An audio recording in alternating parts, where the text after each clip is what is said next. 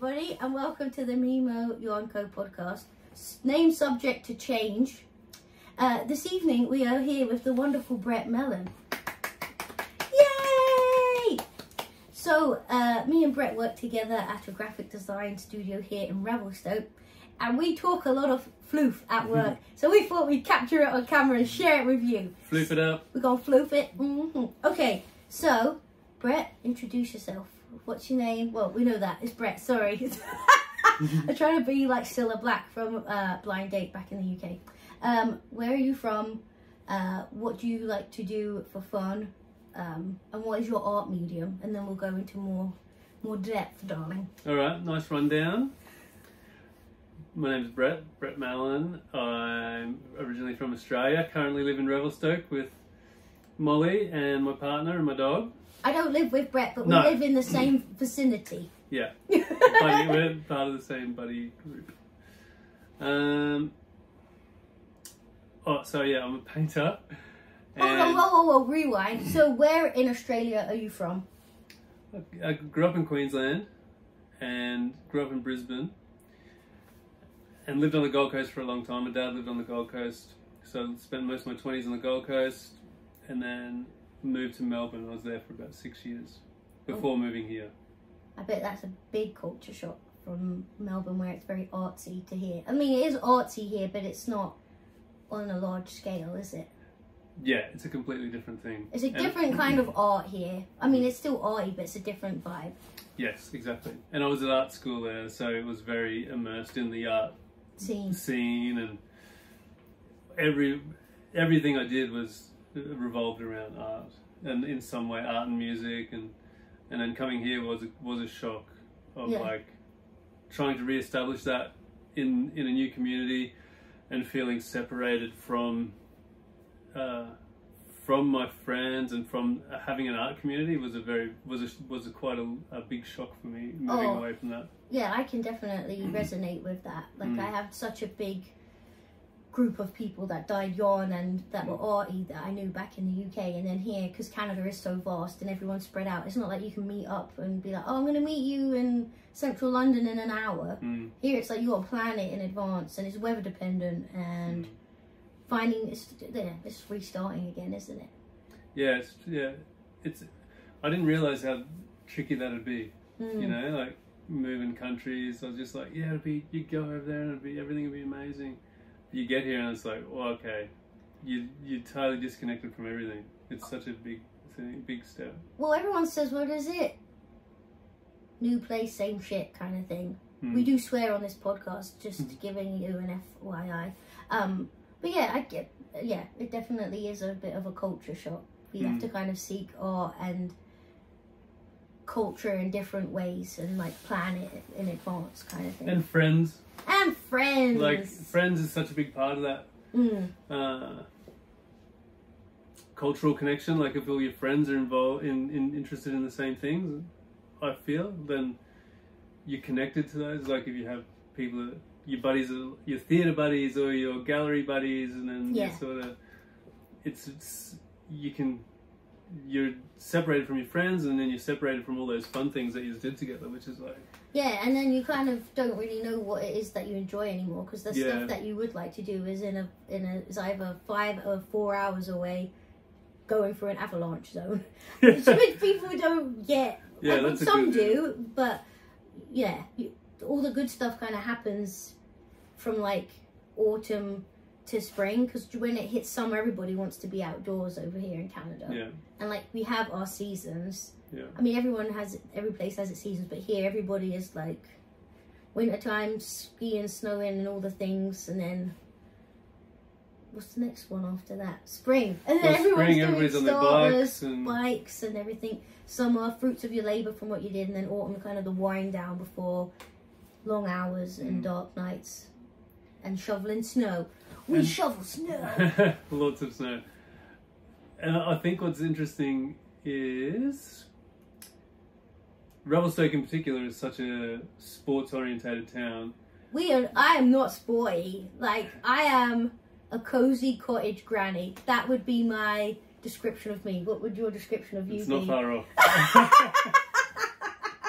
Yeah, I like pastimes and meeting for a hot chocolate and reading. I'm not like ski because I learnt to snowboard in Llandudno in Wales on AstroTurf, and there was literally sheep jumping by and rabbits, and the way that you would get faster was by putting furniture polish on the bottom of your snowboard. No way. But before we came here back in 2018, I would drive there, so it'd be like an hour and a half, 2 hours from Chester, and I would go and have my lessons. That's unreal. And then I went up that mountain, which is the most vertical mountain in North America, and it scared the bejesus out of me. Yeah. And I got whiplash and a very bruised ego too, and I'm like, nah. So I do Nordic skiing on the flats. Yeah. I think I'm doing that this year. I was similar. Well, I hadn't snowboarded at all back home. Once in my life when I was like 16. And I got over here and I was 38 trying to learn how to snowboard. And then I injured myself first time out. And then that was like, that really affected my... Well, confidence. Yeah. Oh yeah, I've had people try and veer me off the side to the point my English partner shouted very rude explicits at them. But yeah, it's not like a hill where you can be like ski après.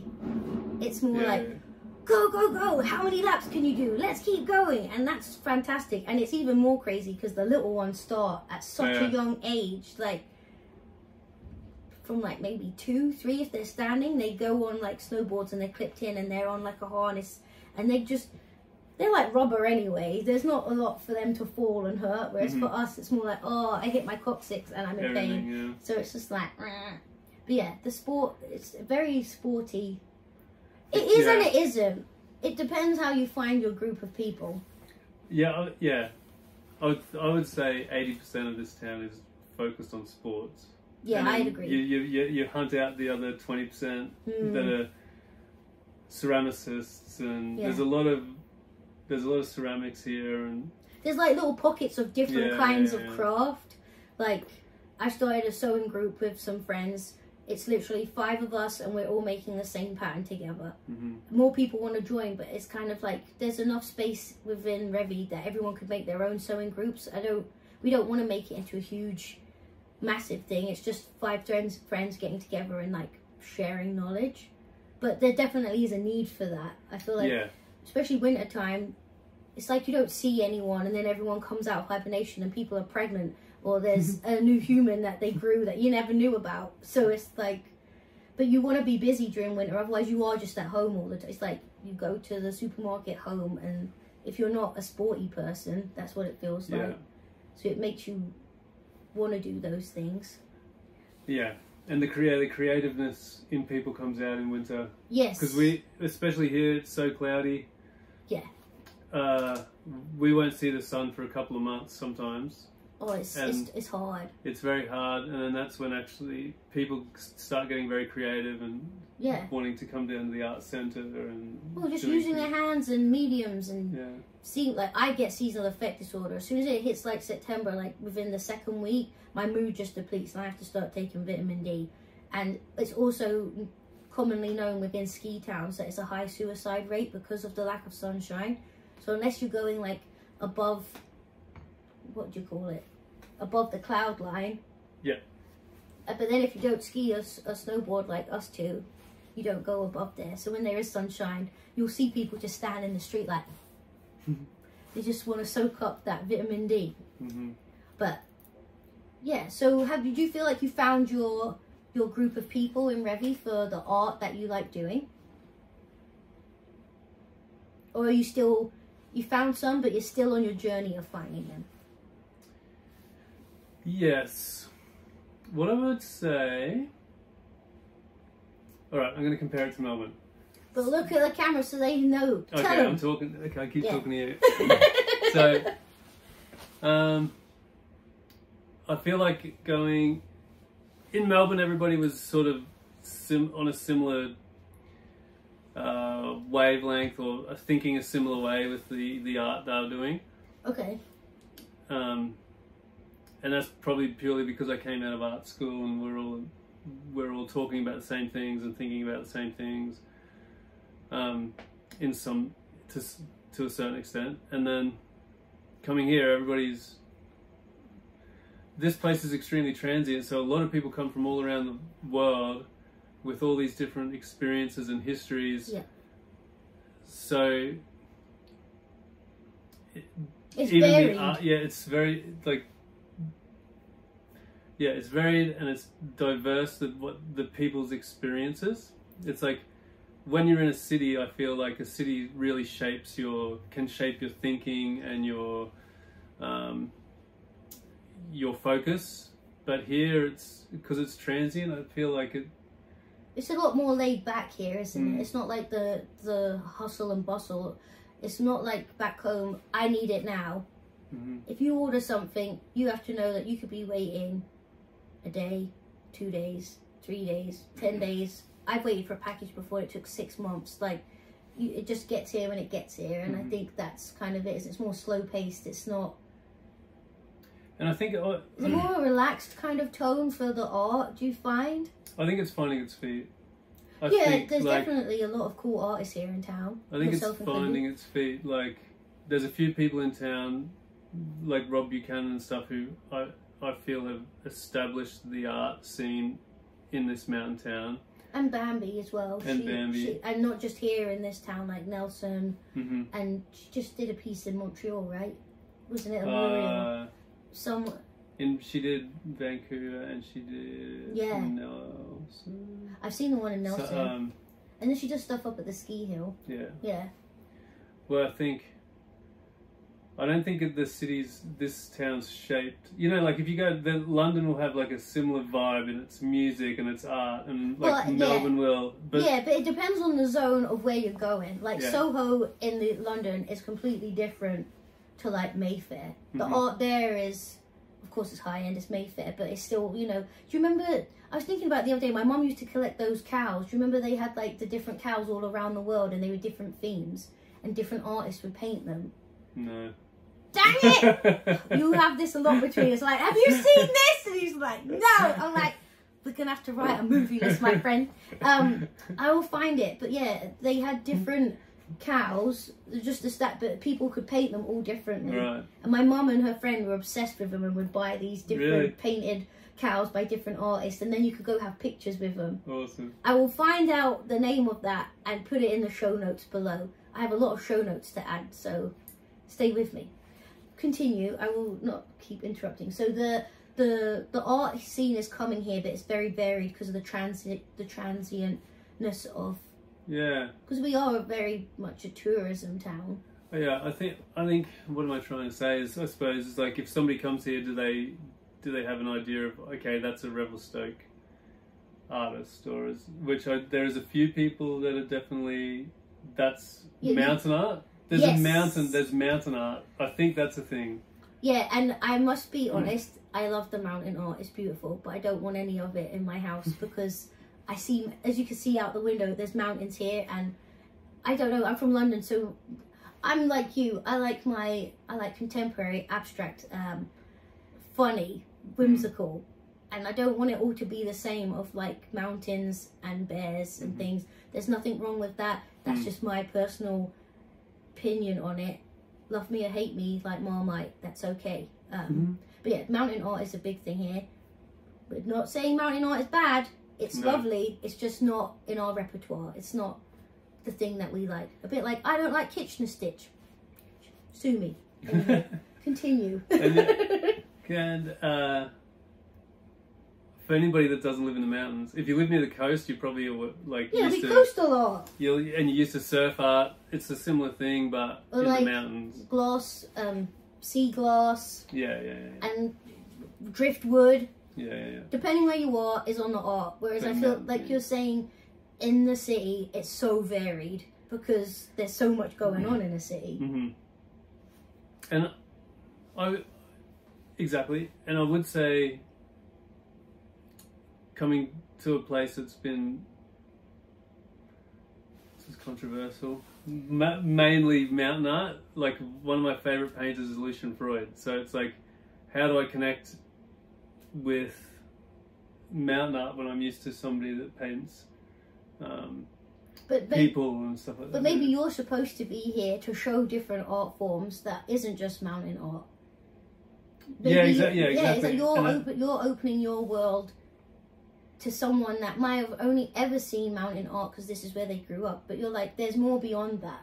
Yeah, and I think that's what's very exciting about Revelstoke right now. Yeah. There's all these different people with all these new, Taylor, interesting views. Like Taylor works at the art gallery. You rock. We're gonna give you a shout out, Taylor. Her art is very. She's again from Australia, but it's varied and it's different. Like she was sewing and she's like, I want to make a shirt that's got like 15 pockets on it. Just like so random, but why not? Why not have 15 pockets? Why has it got to be 1 or 2? Like just being experimental. Yeah. Like, and the big thing that definitely is changing the art scene here is the Lunar Festival that takes place in September, right? Different installations and things. Which is absolutely an absolutely fantastic festival. It is. Even though I've been studying, so I always seem to miss it. But I'm here this year and I can see it finally. Well, again, I did like it when they were on the stilts with the ocean and they were singing. Did you see that one? It wasn't last year, it was the year before. I don't think I did. But yeah, that is good. But I keep interrupting, I'm sorry, ADHD brain. So you're finding your groove, you're finding your people, and you're trying to express your art in a different form, right?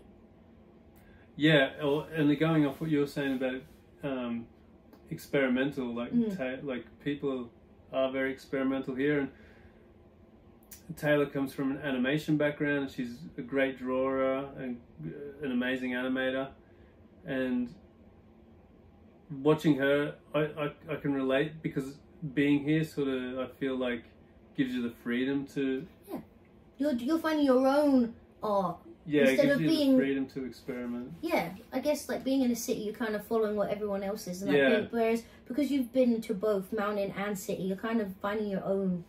Yeah, and it's interesting because in the city, there's more people and there's probably, but you nearly feel more scared to step outside of what the norm.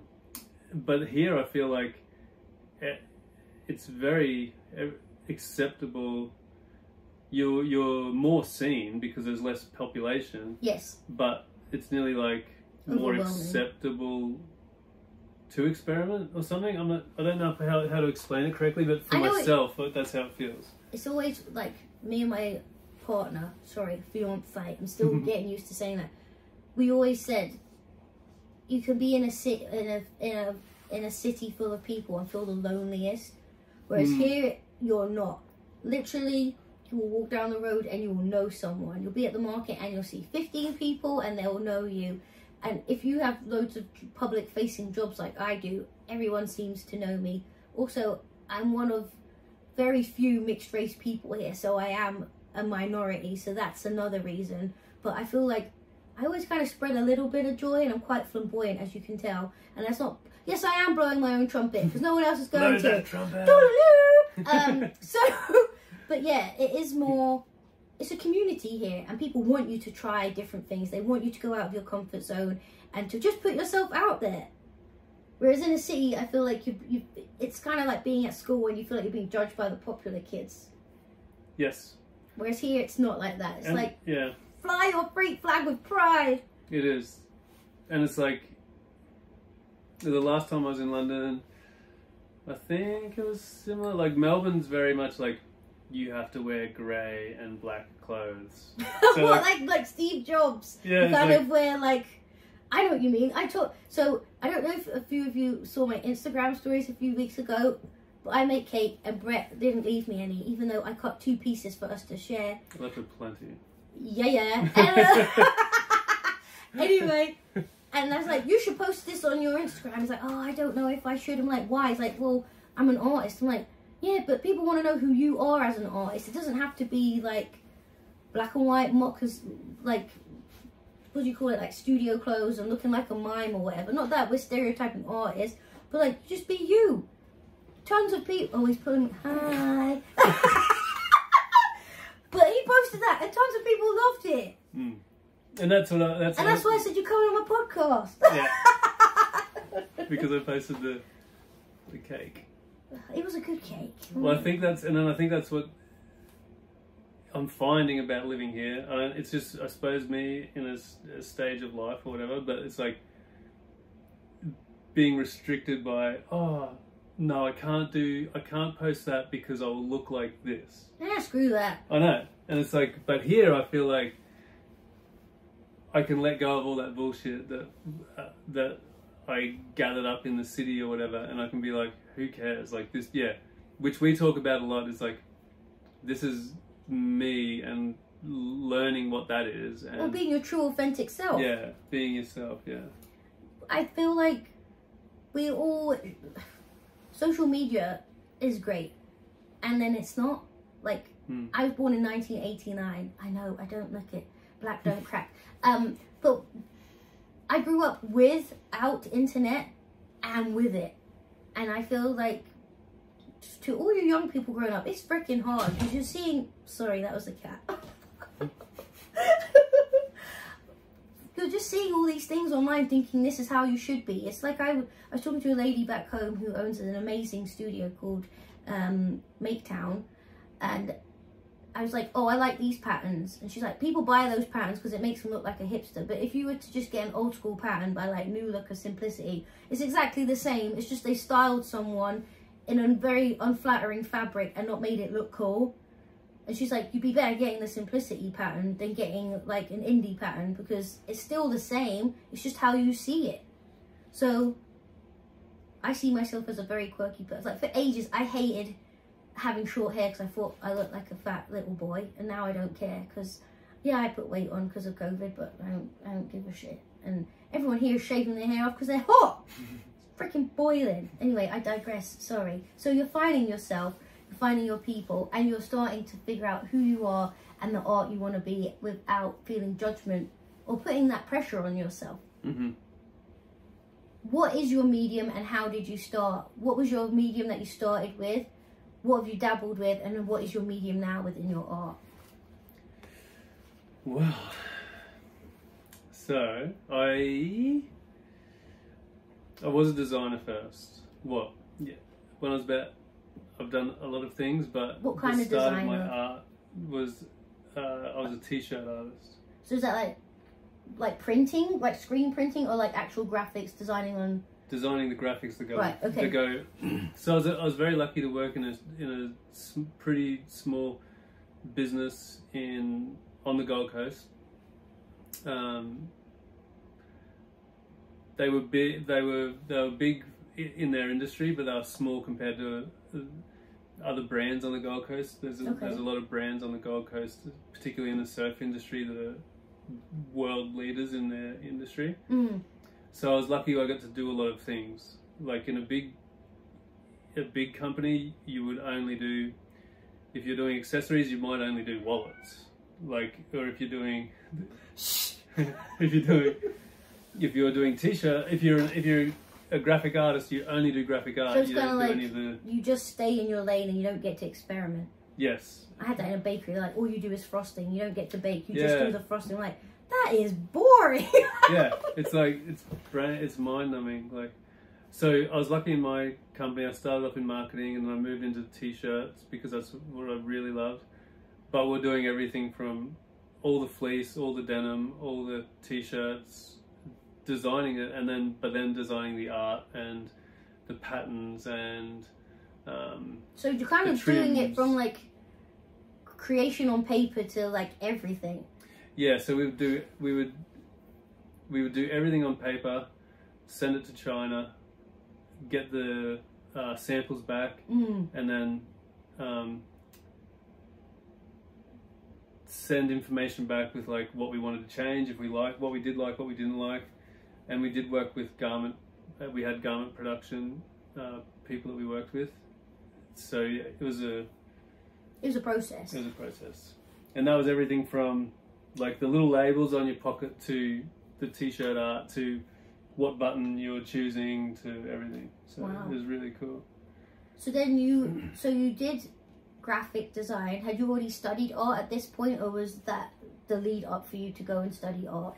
That was the lead up. I studied graphic design, went and worked in that industry for 6 years, and then left and went to university to do fine art. Wow. And that was printmaking. Because I liked screen printing with the t-shirts, and I loved music, poster art, and then so I studied printmaking, and then I came out of printmaking and I didn't have a press and the material or the equipment that I needed, so I started painting, because painting was a bit more accessible and cheaper, I guess, to start. Yes. So you went into painting, and then you did do a few shows in Australia, is that right? Yeah. Did you start from, did you leave and then you were able to do art shows? Yeah, I did one when I was at school still, and then, or a couple when I was at school still, and then I left and did some group shows and got in a prize, and then had a couple of small solo shows. And then last year I started having bigger shows, which was nice. And then you've had some art in like the Revelstoke Review as well, right? Yeah, so the last year was really good. It was tiring, but it was really good, where I got to have, I had like Revelstoke Review, so I had like a newspaper article, and had, is it the Mountaineer? Yeah, the Mountaineer. The Mountaineer had a thing in that, and then I think we're had a both residency. in that one. Oh, we're in the same one. Sweet. We got plug, people. We got plug. So you paint now, but you were drawing, right? Or is it paint then draw? As in compared to before, or compared yeah, like because to you said, was your art form painting, and now it's gone into drawing? Because that's what you do now, right? Or is it a mixture of both? No, it's a bit of both. You set up. We had a meal and prepped everything, and then drawing. Yeah, you said you used to draw, and then you got into painting. Oh yeah, printmaking. Yeah, well, okay. Drawing's always been there. Drawing. Well, sorry. Drawing. I grew up drawing, and drawings. You hear about people that are like, they grew up and they felt very natural with paintbrush, and not me either. And I felt very natural with pencil, and I could draw, I could copy things, and then learning to draw from life. And then it's been, my biggest challenge has been learning how to create art from those drawings. But you did do a series this winter, didn't you, where you were doing life art at Revelstoke Art Gallery? Did I say it right? Yeah. Not Revelstoke really. Visual Arts Centre. That's it. We have a lot of abbreviated things, and then you can't remember what the actual full name is. Yeah. But yeah, you were doing life drawings, and yeah, I was running a life drawing class. How was that? It was good. People loved it. There was a few naked people, right? Yeah, we had some... My friend volunteered. She loves being naked. I will not say names because she might not want me to. We had unrobed and robed models, draped and undraped, and... How many people did you have in the class? We needed...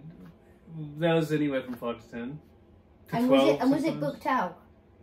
Yeah, 10 to 12 was booked out class. Dang. So that was good. Yeah. Do you think you'd do it again? Well, I think we will, and the people that were involved with it definitely want to do it again because they loved it. The people that were models, or the people that pay? The people that are drawing, because it's a very special thing, like life drawing. But like you said, it then leads back to the mountain town. If people like yourself don't come here to bring that, you're not going to have classes like that. Yeah, exactly. So we need transient. Well, we're not transient. We live here. Yeah. And there's nothing wrong with transient. I was transient. That's how I ended up here. I got Revelstoke. So, what are you working on at the moment? I already know. That you told me that you have to be in the same position and light. Yes. So I suppose anybody that paints from life out there would understand. But I'm painting a lot of self-portraits, and I'm painting a lot of still lifes.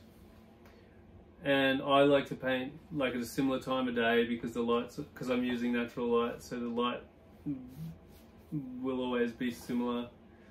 and everything. And I'm doing a self-portrait at the moment, so I sort of I have to stay in the same place, and I've got so my partner's away at the moment. I've turned my living room into an art studio. Sorry, Lindsay. And she's used to it. She's very used to it. You know what? We were going to rent this room out, and Mike's like, no, I like that all your crafts is in one room. Because otherwise I'm like my mum and there's clusters of just yarn and stuff. So now I'm like, I've got my space. It's good to have it all in one spot. It is, even though sometimes I'll walk in here and I'm like, I'm overwhelmed, there's too many things, and then I'll walk back out. So, yeah. It's very, I understand that. I've got a studio now and it's the same. Because I had it all tucked away in different spots of the house, and I'd paint in the living room. And I'd get up early and I'd paint for 2 hours or so before Lindsay got up, and then I'd put everything away, so because she was home for the day studying, so I'd have to put it all away. That was me with my sewing. You can't leave it all out, whereas now I can leave it out, and I'm not taking over the dining room table or. And it's so nice leaving it all out. Yeah, I just have to try and stop kittens from darting in here because they just try and chew everything because they're nuts. But so you're doing from life. You said you prefer life then from photos, right? Cause is it because it's flat? For me, there's no energy in it at all. Yeah, I guess so. You're just copying something that's printed. There's not one bit of excitement in it for me from painting from an image. It has nothing. Like, I'd rather paint that bag over there than paint a person from a photo. I feel like that with my yarn dyeing. Like, everyone's like, you should write your recipes. And I generally dye my yarn depending on my mood. If I've watched something I've enjoyed, because I work at the library, I start taking pictures of like the covers of books, and I'll draw inspiration that way. There's other fiber artists out there that will make vision boards on like Pinterest, and they're like, I'm basically making a colour off of this theme, and some of them are stunning, but I can't work like that. That's just not how I like to do it. I'm more like, in my head I'll think, ooh, lobster roll, and I'll just wing it and just throw colours in, and it will work out. Yeah, that's fun. That sounds fun. Yeah, most of the time I end up with dye on my face, or I get green dye in between my toes, and it's a great, I do need a sink in here. That's on the DIY list. We're going to go back to your art, but I'm going to ask you some questions. Oh, yeah. We wrote some questions down just so, it's good being serious, but we need to, be light as well. Light and fluffy. Light and breezy. So, as we all know, Brett likes to eat cake. He's my second work husband. Andrew will always be my number one. Haven't met you, Andrew, but I've heard a lot about you. Yes, we love you in a kilt, Andrew. Yeah. But we'll have our lunch at work, and then I'm like, who's doing like a cookie run? Cause then we'll go and get like treats or ice cream sandwiches. Ice cream sandwiches. I got told today by a colleague, they're like, don't hire Molly, she'll make you gain 10 pounds. It was you! He said it! He's like, don't hire Molly, she'll make all the people in the office gain 10 pounds. That's what I'm here for, people. Anywho, so, going back to cake, what are your 3 favourite cake? 3 favourite? Yeah. Okay. 3 favourite cake or pastries. Oh, pastry. Or do you want to do cake and then we'll do pastry? That's different worlds. Different worlds. All right. Well, you're the chef, you know. Are they in the same world or are they different worlds? They are different. Okay. Okay, so we'll do cake first. What are your top 3 favourite cakes? Chocolate mud cake. Ooh.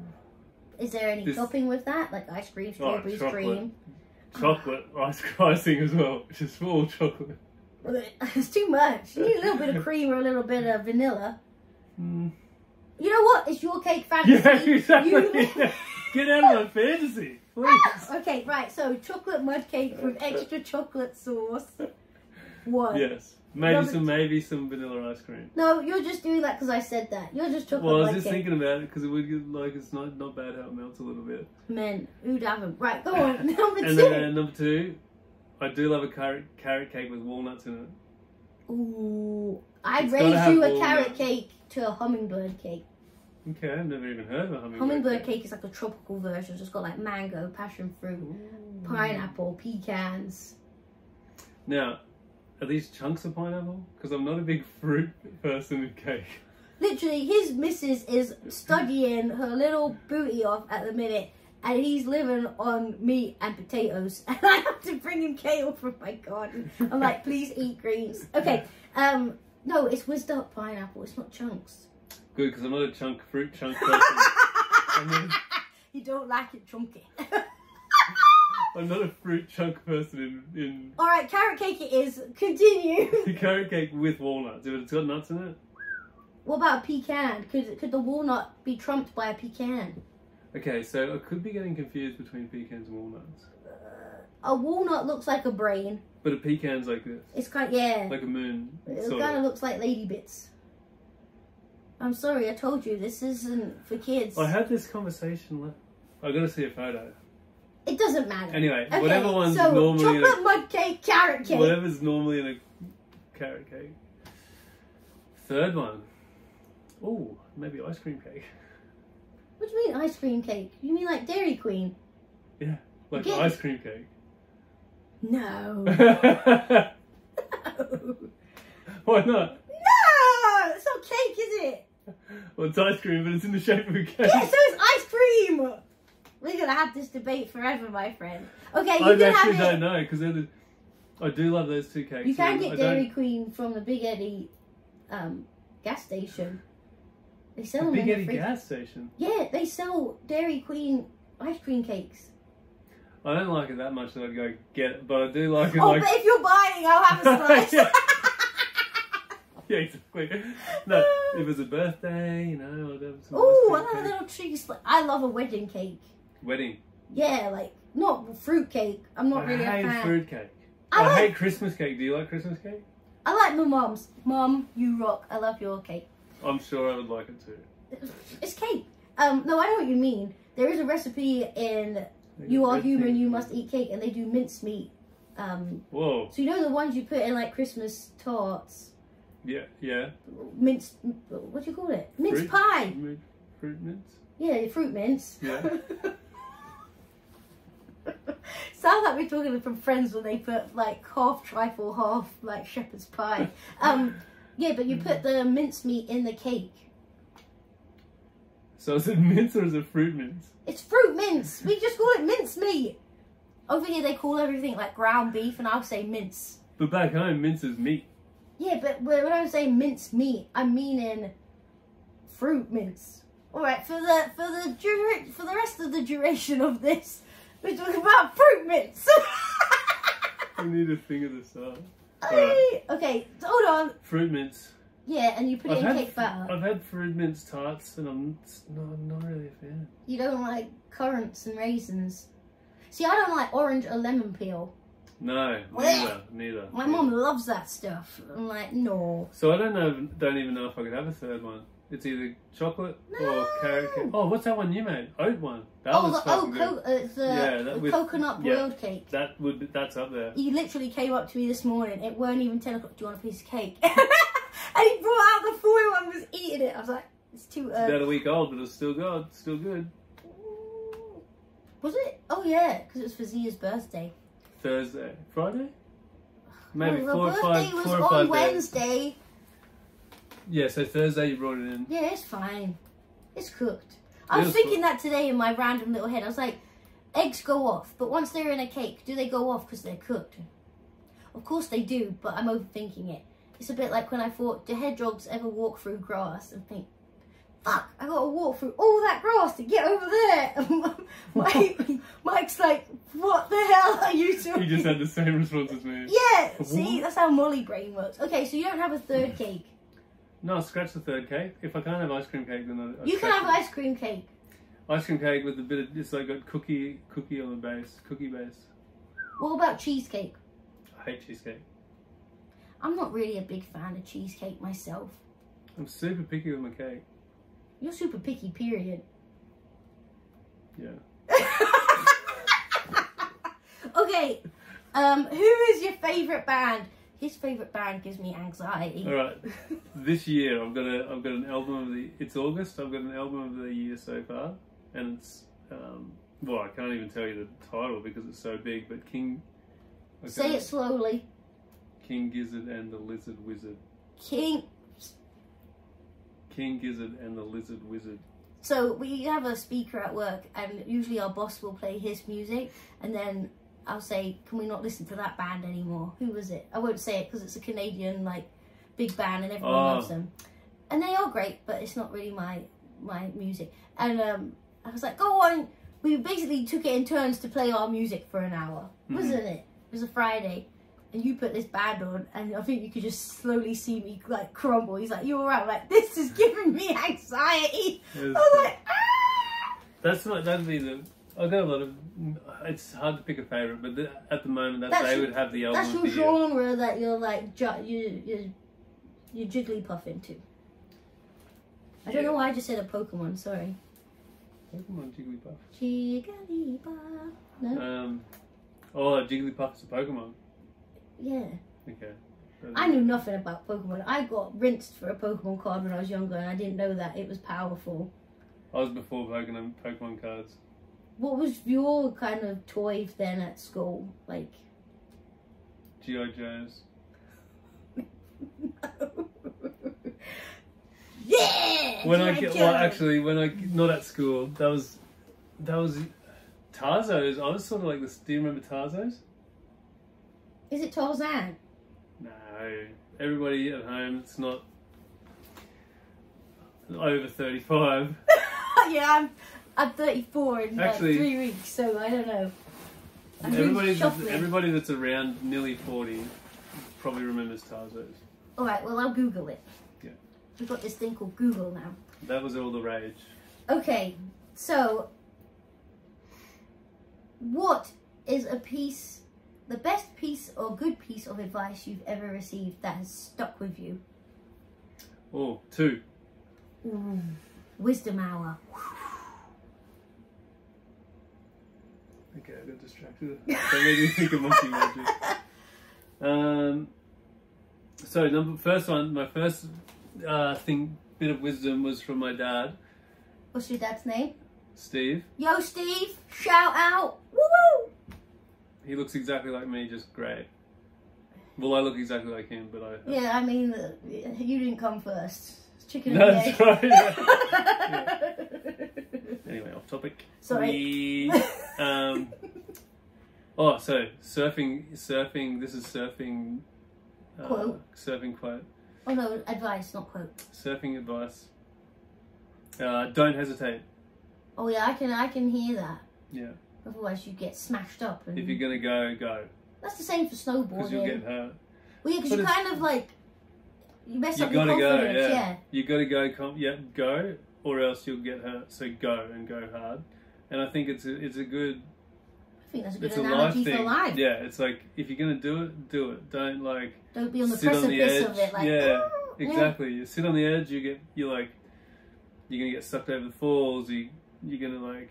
Well, I think that's that analogy is good for me and you at the minute because we're both always like throwing back and forth ideas for our business, and we're like we're gonna go hard this time, and then if this isn't gonna put in 110%, and if it's not gonna work out, maybe we gotta rethink this because as much as it's nice having a business and doing the thing that you love, it takes away from the people that you love too because you're busy doing your business. And that's sometimes hard. It is, and it's hard because it's fun too. Like so that's your outlet. Yeah, and especially when we're working full time. Like you've got such outside of work hours, you've got such limited time to have a relationship, have like a business, or like just connect to the things that you really love and make you feel happy, so you can actually come to your relationship or your work in a better way. Like you're trying to fill your cup and fill others, and still be doing all the things that humans are supposed to do. This is why I think some of the way that society is a bit of a trap, because it's like, how are you supposed to do it all and then refill your cup? It's a lot. Okay, so advice number 1 was don't hesitate. Yeah, that's probably actually the best. And then the second one was definitely related to painting. Was the first time I went landscape painting outside was with a friend of mine from Melbourne who would be a mentor or something. and they said, look at it. Everything that you see in front of you is. I was right into abstract painting then, so like everything in front of you, think about it as an abstract painting, or think about it abstractly. And that was a huge. That I think about that all the time when I'm painting outside, because if you're looking at a tree, break it down and think about how you'd paint it in an abstract way, or. Oh yeah, like I'll sometimes stare at patterns and I can see different things other than the pattern, or I can see a face, because I don't know. I think when you're creative, your brain is just open, so you see things differently. Even, I don't know, it's a bit like we were talking outside about having kids and things, and it's just like, I don't think I could do it and still be able to do all the other things, because it would be a lot for me. It's just my brain. I think it was here today saying people that are creative, their brains just don't stop, because you're always thinking of ways to create. Yeah, definitely. And it's trying to, hence why I said I'll come in here and then have to walk back out, because I'm overwhelmed with what to do. And I was doing, there's a lady called Leona, and she has, she's called the Indie Roller on Instagram. She's awesome. And I've lost my point. What were we talking about? Kids. You're talking about kids and creatives having different, always thinking. Yeah, and I think she was just like, you just have to put yourself out there and give it all you've got, and just be you. So like if you're starting a business, don't have a picture of your logo, have a picture of you, so people know who you are. We're not Amazon, we're not conglomerates, like people buy into us and who we are. Hence why me and Brett are here this evening, talking to you about us and our weird and quirky cake fascinations and life advice. Because they're all cake rules. But also, life is abstract, and you have to look at it from different perspectives. Like, sometimes break it down and simplify it. Yeah, like, you know what, I'm really tired. Okay, well, what do we need to break down and change so that we can be restful and useful? I got my point back for Leona. She said, do a to-do list, but also have a to-do list. So when you've done things on your to-do, you move it over to your like, ta-da! So you're kind of celebrating your wins for the things that you have ticked off of your list. And I live by that now. Like, and I say to other people, like, do your to-dos and do your to-dos. Because then you're not going to beat yourself up if you didn't do everything. Even if you just pick 3 things for that day and you do that. So, to-dos, to-dos. That's a good one. My next question is, what is your favourite way to clear your mind? Trees. Elaborate. Walking in the trees is going for a hike is by far easily the most cleansing thing for my brain. Is it trees or nature? Trees. Well, when I live near the beach, the ocean is probably 100%. No, they're on par. When I'm at the beach, it's cleansing, but walking in the trees is pretty special for my brain. Do you ever take your shoes off on ground? Yes. Yeah, like now I have a garden. Like I grew up in London, we had a front garden, but we never had like a yard. And I will go out there and just stand with my feet and just ground, because you gotta think you're always between layers of something. If it's not concrete, it's your shoes and socks and all this stuff, and you need to ground. Yeah, and it's interesting being here because you won't touch the ground sometimes for months because the snow and like the ground's too cold, so you can't. It's very, you can't. You have to find other ways to reach. Oh yeah, sometimes it's bitterly cold. Especially with your shoes off, you can't do that. You'd lose a toe. Yeah, you would lose a toe. I've done it before where I've run out to put the rubbish in the bin, and I was like, oh, I'll be fine, and I'm like, because it's too cold. Yeah. Because you just think, oh, it's soft snow. It's not. It's not soft. I mean, it is, but it's cold. It's not cold. Cold squish. Well, it doesn't say it's soft or long either.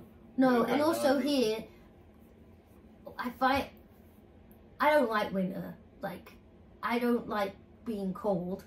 And you're like, why are you there? Like, because there's other things that I'm here for. I love the seasons. I love the people that I'm with. I love the life that I have. Because being in London, I felt lonely, and it's just busy and noisy and very claustrophobic with people. It's a Victorian town that's not meant for the amount of people that now live in it.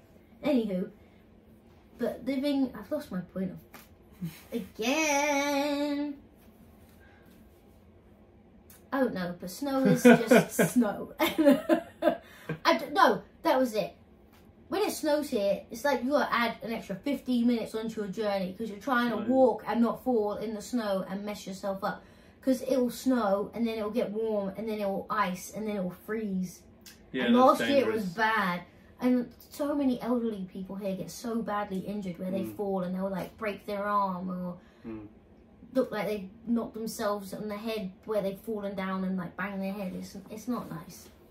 No, Lindsay's mum broke her leg. See, yeah. Walking around. I'm part of the sewing guild, and loads of them have fallen and got really bad injuries. Like, snow is no joke. No joke. It's like... It's not as light and fluffy as they make out in the movies.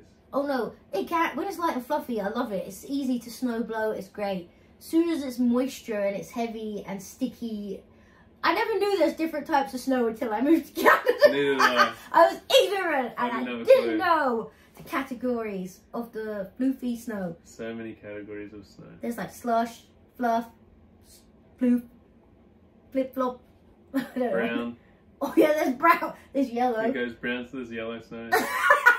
Don't eat yellow snow. Okay. What? I'm going back to food. What's your favourite milkshake flavour? Chocolate. Ooh, a man after my own heart. I rarely go off that flavour. I don't like the others because they feel like they're artificial in flavour. Yeah. Like if you get, and I don't like when they use syrup. I want proper chocolate. Oh yeah. Ice cream. Yeah. They have edibles here in Canada, and I do like to have an edible on a Friday and chill out, and I do like a chocolate milkshake. And I put cocoa nibs in it. That sounds like a good Friday night. Yeah, but I like it thick, and then I bought the big reusable metal straw, and then I try and go really slow, so it lasts longer. That's good effort. I couldn't go slow. Oh, I made it for Mike the other day, and I put sprinkles on, and he's like, it's too much. He didn't eat it. Bearing in mind, he picked up dairy-free ice cream and didn't realise, and it doesn't hit the same. No, it wouldn't. But there's a Ben & Jerry's one, and it's salted caramel with almonds and chocolate chunks, and we've just got waffle cones. Good. So I'll put like jam in the bottom, so you've got like a sweet treat, and then... That sounds amazing. Yeah. If you want like edible recipes, like we do chicken Caesar salad. I tell you to do this and you're like, no. But you get like breaded chicken, like, what do you call it? Like KFC kind of breaded chicken from your freezer section, and replace that instead of normal grilled chicken, and make that in your chicken Caesar salad. Oh, so you got the good crispies. Yeah, you got crispy chicken, that was it. Crispy chicken Caesar salad. And I do have one other guilty pleasure, and then I'm going to stop because I'll sound like a fatty bum bum. I do like Special K chocolate cereal with a scoop of Ben & Jerry's brownie ice cream and then some oat milk. As a breakfast? No, that's a snack. Huh. That's like a good one. It's divine. I know it's bad. You so know you what? Still get the crunchy crispies. You get crunchy crispies. You're a texture person. I am. I love a crunch. I don't like... This is why I can't have, like... I like soup, and I don't like soup because it has to have chunks in it. Like when my dad used to make like Jamaican soup, like he'd have like dumpling, oxtail, like beans, and like different textures in it. But if it's just liquid, I don't like it. I'm still capable of chewing my food, so that's why I don't like soup. And if that's the case, I end up having a grilled cheese, and like, so I've got at least a bit of crunch. Oh yeah. Otherwise, if it's all just soft, no good. No, I've got gnashers still, and they need to be gnashed. So Gnash it up.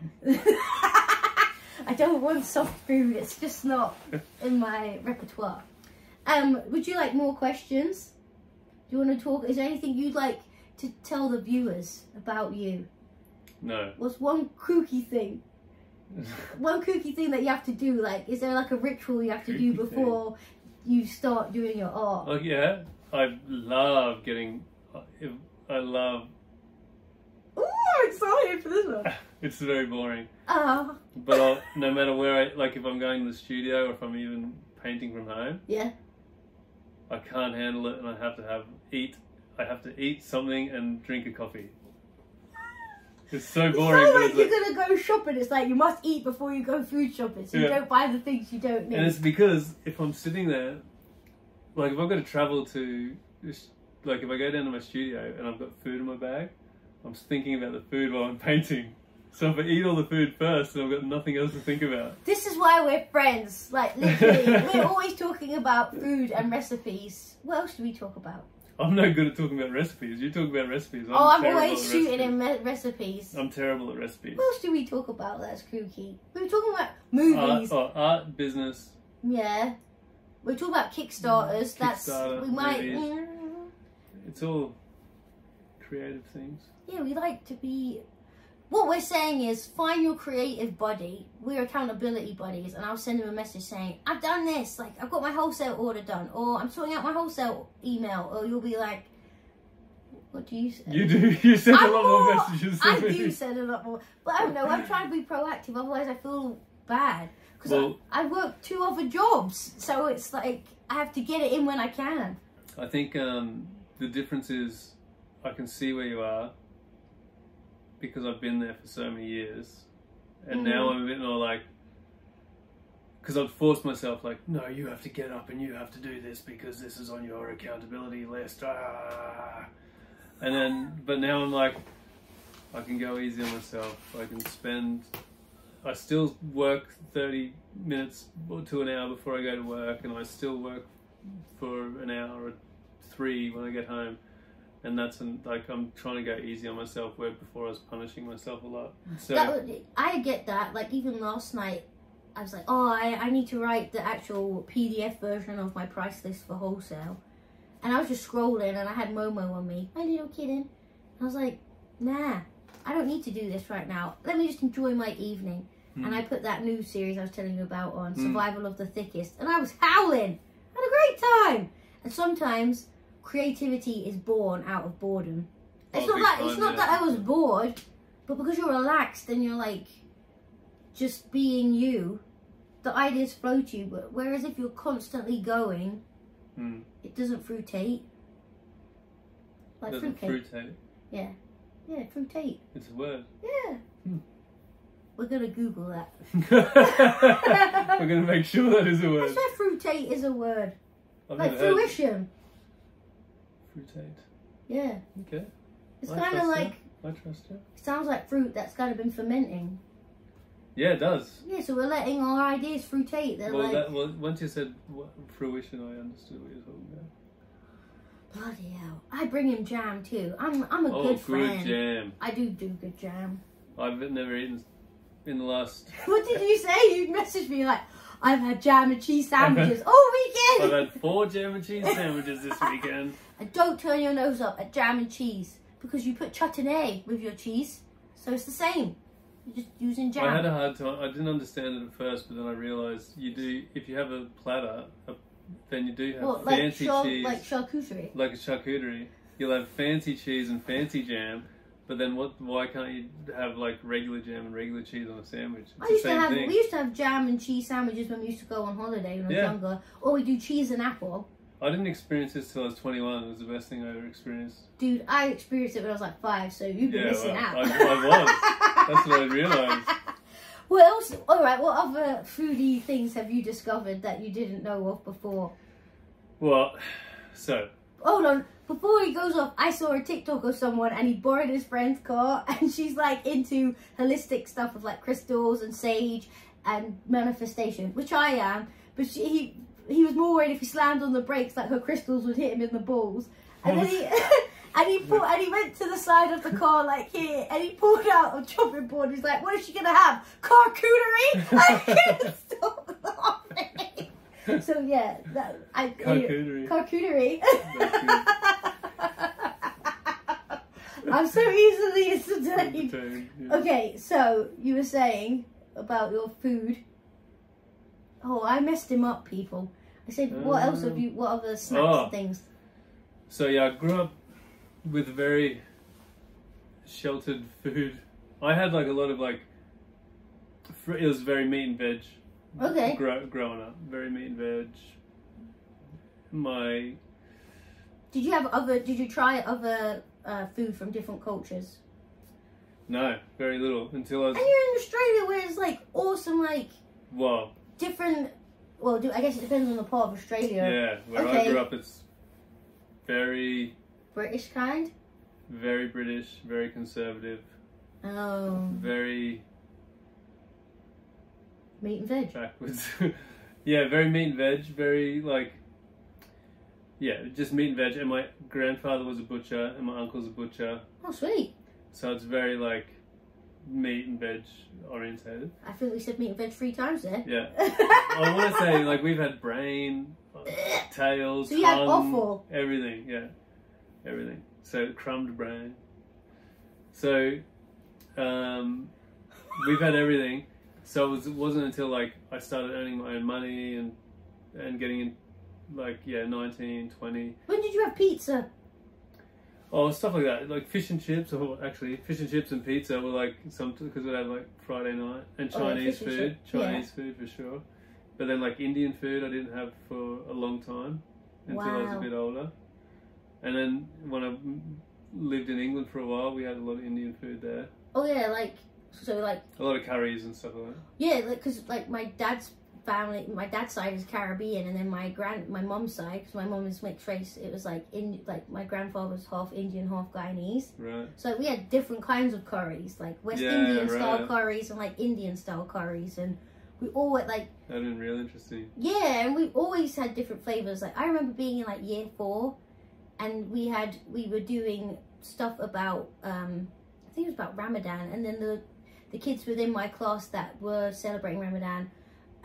Would bring in the different foods once Ramadan was over, because they have obviously you eat after sunset and before sunrise. Right. And I remember my teacher being like, "You're very adventurous with your food," and I'm like, it's just a different way of people expressing their love and their culture in food, and food is important. Like, yeah, you can binge on the crap stuff, but I mean like actual flavors and stories of it, and how. Like, I do like a Guyanese style curry for me and my partner, and I'll make rotis from scratch and like do like the salad and everything. And people are like, what? Because otherwise people buy it from a jar. So I think later in life I realised the importance of food and culture and community. Well, yeah, that thing I sent the other day, and they're like, you should at least have 3 meals a week that go over 3 hours of just sitting with your community or your loved ones and just sharing a meal. No distractions, just being. That is a long time. It sounds unreal. Like, well, I would like perfect time would be like Christmas, or when you go home and you haven't been home in a long time because you're an expat, and you actually you plan to have a big feast, and you just sit there and you just chat, and you kind of like chair hop around and speak to people you haven't seen in a while. Yeah, I haven't experienced that too much.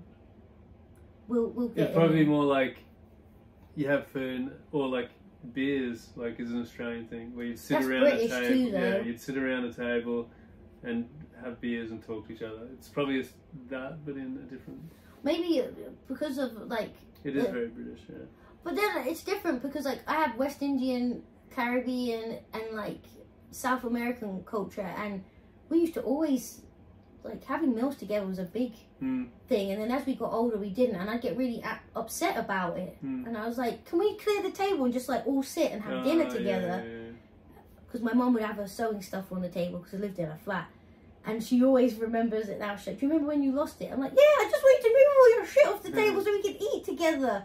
I don't like sitting in front of the TV and eating dinner. Different if you're like, it's a chilled night and you're going to watch a movie and you're having your crispy chicken Caesar salad. But if you're having like a roast dinner, like we just all did, we just had dinner outside and we were chatting and it was nice. It was really nice. And we're like, this is content, let's stop eating and get to it. But I feel like I took over, I'm sorry. But no, I think what I found really interesting in Nepal, I met a heap of Korean guys, and I was hiking with them, and we spent like a week and a half together. And I just met them on the trail, and then when we got back to town, they're like, "Come for Korean barbecue. We're taking you for Korean barbecue." And I'd never been to Korean barbecue, and then we all sat down, and it all came out on a hot plate, and everybody's eating off the same plate, and I was like, it was just such an amazing way to eat dinner, because we're all used to having a plate, and it's like, this is mine. Oh yeah, it's rather very, than like sharing. A strip down the middle where everybody's like taking off it, and everybody's like, they were actually taking stuff off each other's plates, and it was like, this is the coolest thing ever. I went to a pop-up restaurant back in the UK. It was in Peckham, and it was Italian. So you go into this warehouse, you're like, what is this? And then all of a sudden the tables would come down from the ceiling. And basically it was an Italian meal. So your first starter was like burrata with peaches. And then there'd be this big leg of lamb and big dishes all in the centre, and you'd be sharing. And I was sat with a lawyer, and we were chatting and talking, and then you're talking to your neighbours, and it just got you to talk to other people, like you said, because you're sharing food. You're like, and as you're plating up, you're like, would you like some? Instead of like, this is my meal. Yeah. And I'm just kind of territorial. Yeah, very a little much. bit. Yeah. I think food was territorial as well in my house. Like if I ate my sister's yogurt, you ate my yogurt. I'm like, sorry. We have fun yogurts back in the UK, like Cadbury's chocolate flake yogurt, and like trifle, and different things you can pop into. It'd be like a banana yogurt with chocolate covered cornflakes. Whereas here it's not like that. No, it's a bit like that. I miss the supermarket back home. Yeah. There's lots of lovely stuff, but being in England, you're near Europe, and you get loads of different fresh produce, and I miss the ocean. I miss seafood a lot. Yeah, definitely, me too. Because we're inland, it's hard, but we do get these 2 buses that come in. There's the fish bus, and I forgot what the other one's called. And you can like pre-order your stuff because they go out and they fish, and it's awesome. It's sustainable fishing. No drawling, or what is it? Trawling. So yeah. With nets and stuff. Yeah, and they video it, and there's usually like humpback whales coming out and killer whales, and, which is kind of cool. Where can people find you, Brett? Where can we find you? I live at 420. No! We don't want you coming over like that. That's just invasive. That's a bit weird. Instagram at Brett Mallon, which is BRETTMALLON. He's got a melon by his name in my phone. Yeah. And then what about your website? Website's brettmallon.com. And what can they do on your website? You can look at my past shows. You can message me and say hello. You can buy paintings. Ship internationally. And I'd still do a little bit of design / illustration, and that's Brett Mallon Illustration on Instagram. We'll tag it all in the show notes below. Boom, boom. Is there anything else that you'd like to tell our Facebook? That's not what I meant. I know. YouTubers. I love you all. Mimo Moobers. Mimo Moobers are awesome. Mimo Moobers. Mimo Moobers rule. I know you're going to be adding a Ko-fi to your Instagram soon. Well, yeah, we'll see. Oh, maybe. He needs to do a to-do list so he can have a ta-da! Ta-da! And is there any final note you'd like to tell people? No, same again. I love you all. You're all awesome. No quote? Our quote? Yeah. What's your life advice to someone? Oh, that's a tricky one. Don't take it all so seriously. Can I add one too? Yeah. Be kind and recycle. That's a good one. I know. That's 2 good ones after each other. I feel like those are 2 wisdom nuggets right there. Wisdom nuggets. We like a wisdom nugget. Like chicken. Oh, crispy chicken. It's always food at Crop. Crispy chicken nuggets. Crispy chicken nuggets. I don't know who's my next guest, but make sure you like, follow, and subscribe. And I will put all the details of Mr. Brett Mallon below. Also, just so you know, he has a cute little Cocker Spaniel. Oh yes, Springer Spaniel. Springer, my bad. I'm sorry. What's Gorgeous his name? creature. Sebastian. Sebastian. Named after the crab from Little Mermaid. I have a cousin called Sebastian. He is not named after the little crab from Little Mermaid. But it's also an epic name, and he's very cute. The cutest creature you'll ever see in your experience of this world. I like their stuff. I do like a spaniel, like my nan used to. Anyway, that's for a different show. That's another show. That's next time. We've been here for an hour. It's been a good time. It's been great. Yeah, alright, we're going to leave you with those wisdom nuggets, and we'll be back. Brett will be back. He's going to come and maybe show you how to do some art. Do you want to do that? I'm keen to come back and have a chat. I'm happy to come back and Actually, to do painting. I'm going to ask you, do you want to dye some yarn? I do want to dye some yarn. We could do like the Brett special, and it'll be like unique, only like 5 skeins, one of a kind, and you dye some. I'll dye some yarn if you paint a painting. It's going to be a stick woman with a chicken nugget. I'm joking. Yeah, I'm down for that. Alright, we'll do that. Okay, we love you. Peace out. Be kind and recycle. Much love, much love, much love, much love, much love, much love, much love, much love, much love, much love.